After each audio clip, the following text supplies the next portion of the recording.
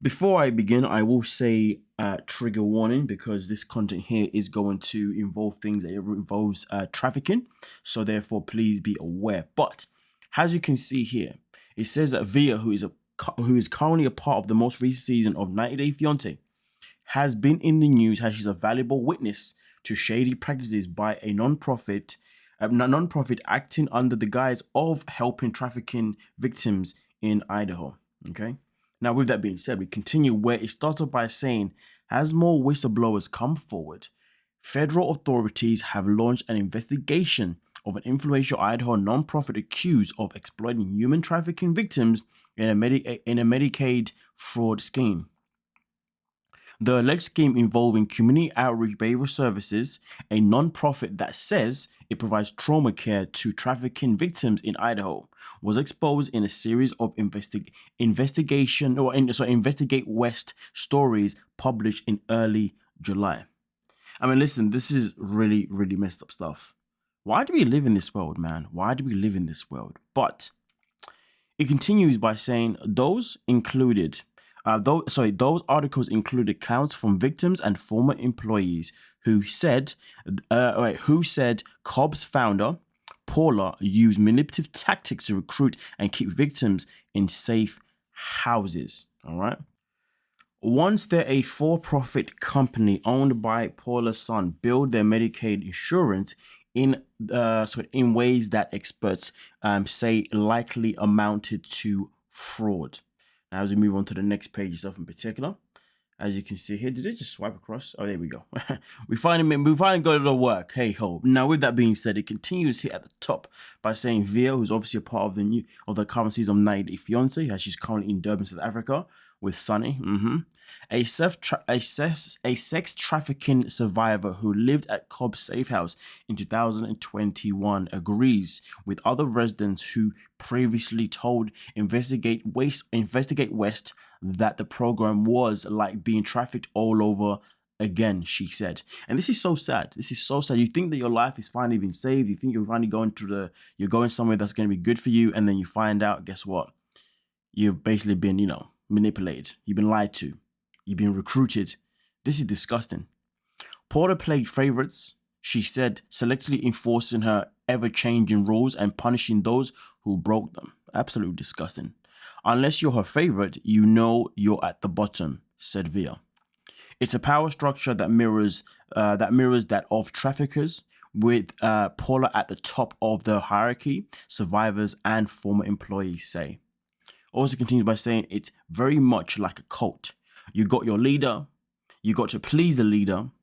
One former ex employee said she will manipulate them to the end, and every single one of them thinks the other's favorite. And they're all trying to become her favorite. Wow, this is crazy. This is unhealthy. Just imagine the mental trauma you would go through, being put in a position where you are being manipulated, amongst other things that involve the actual sex trafficking stuff in particular, which I don't even want to think of how that went down. But we continue here where it says Veah, who had come to the program seeking help for an eating disorder, was unhappy at Cobb's. But she had nowhere else to go. A fact that she says Paula used against her. Every time I challenged her beliefs or I did something that she disagreed with, she would threaten my living space, she said.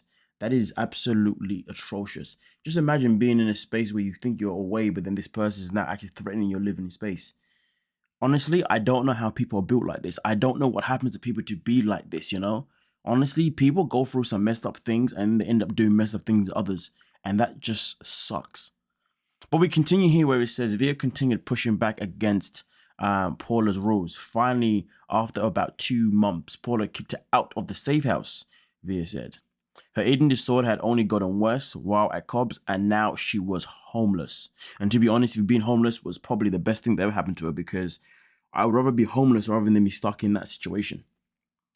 Now, she continues by saying, I went there broken, and Paula broke me even more, said Veah, who has since recovered from the disorder and moved to a different state. And that's sad, because if Paula actually used her job for good, she would really make a difference. If somebody really used that for good, imagine all the lives they could actually change. Honestly, listen, first and foremost, it's an incredible thing for her to come out to actually, be a witness. So somebody that's going to come out and actually, be a valuable witness to obviously the situation that has gone down, because it sucks when these things happen, but people don't want to be a witness to the situation. People just rather stay quiet rather than actually try and, take down the people that are doing this monstrous, disgusting behavior. So it is a very good thing that we are seeing something completely different from her and her choices. Now, I will say this though, currently in the season, we did witness her fly all the way to South Africa to meet Sonny. Now, of course, she made it abundantly clear that she was afraid to leave the country on her own, hence why she ended up bringing her ex. Now, of course, we've always asked the question, rather than bring your ex-man, why did you not bring one of your friends or somebody else? Because, of course, you cannot bring your ex to go and meet your new partner. That doesn't make sense ever in any kind of lifetime, right? But this, I would say, I can imagine does explain why she felt the need to bring him or someone with her, because of course, after Sonny finds out and obviously feels completely blindsided, which of course he was, not only just by her, but also by TLC, because clearly they knew about it. I know there's a part in the cutscene where the boyfriend, or the ex-boyfriend, shall I say, he does say, maybe you should just tell him like why. Just open up to why obviously you felt like you needed me to come with you, or just needed someone, do you see what I'm saying? And I can imagine that story would more likely be related to the fact that she's been through something like this, and traveling alone is maybe something that she's afraid of, or not even that, maybe just the fact that she's traveling to, see a stranger is something that's obviously going to be, something that she's obviously going to be cautious about. But to be honest with you, with that being said, I'm actually quite surprised that she even invested any time meeting someone online that was from another country. I would have thought, if anything, she would have invested time only ever meeting people that's actually close to her. And to be fair, I wouldn't be surprised if she only wanted to meet people that was part of her own little circle, or was a link up of somebody else setting her up on a blind date or something like that. But going online and meeting someone, I'm surprised. But hey, end of the day, she's obviously done a whole lot of recovery, where she obviously feels strong enough to be able to go on the dating scene, even if it means to do it online, and even if it means to go abroad as well at the same time. And also at the same time, the fact that she was even willing to go on national TV as well, that's also another thing, because this is a woman that was obviously a victim to such heinous crimes, but she still had the guts to also apply for the show and actually be on national TV, which is also, aka at the same time, international TV. So to be fair, she's definitely broken a lot of barriers, and I don't know if she's aware of how strong that she actually is, to be honest with you. You know what I mean? So I give a massive credit to taking that step to be that strong, to be a valuable witness for starters, and not to allow herself from not being able to pursue love. You know what I mean? Because of course, things like this can definitely make people not want to be around anyone ever again, and things like this can definitely make people not want to actually even open their chance of meeting someone online, let alone another country. So shout out to her on that one. But if anything, I can understand why she wouldn't have told Sonny without meeting him first, because she can tell him these things and then he may still pretend to be this person. Do you see what I'm saying? So I like the fact that she didn't tell him that.